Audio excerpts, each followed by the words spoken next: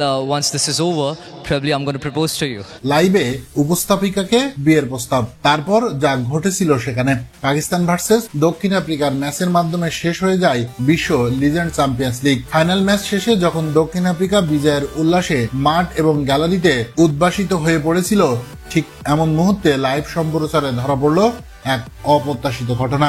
যে ঘটনা দেখে অনেকেই অবাক হয়ে গেছেন, আবার অনেকেই চমকে গেছেন, অনেকেই আবার ভাবছেন এটা তো প্রতিনিয়ত হয়ে যাচ্ছে ক্রিকেটে। তবে ক্রিকেটে প্রতিনিয়ত এমন ঘটনা ঘটলেও একজন উপস্থাপিকাকে বিয়ের প্রস্তাব দিয়ে বসবেন লিগটির মালিক, এটা হয়তোবা প্রত্যাশা করতে পারেনি অনেকেই। বিস্ময় আর হাস্যরস মিলিয়ে তাই তো মুহূর্তে এই ভিডিওটি সামাজিক যোগাযোগ মাধ্যমে ভাইরাল হয়ে যায়।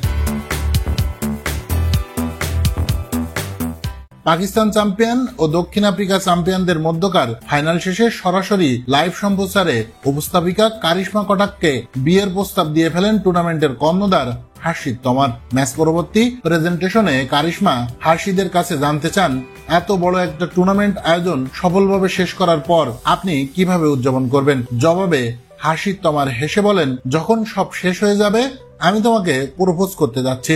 আর এই অপ্রত্যাশিত মন্তব্যে প্রথমে খানিকটা থমকে যান কারিশমা, বিস্মিত কণ্ঠে বলে ওঠেন, ও মাই গড। এরপর টুর্নামেন্ট শেষে সামাজিক যোগাযোগ মাধ্যমে ভাইরাল হয় দুজনের একত্রিত হওয়া ছবি, আর তাতেই নেটিজেনরা বুঝে নেন হার্ষিদের সেই প্রপোজ অ্যাকসেপ্ট করে নিয়েছেন কারিশমা, তারা দুজন মিলে গেছেন। প্রিয় দর্শক, লাইভ খেলায় এমন অপ্রত্যাশিত ঘটনাকে আপনি কিভাবে দেখছেন?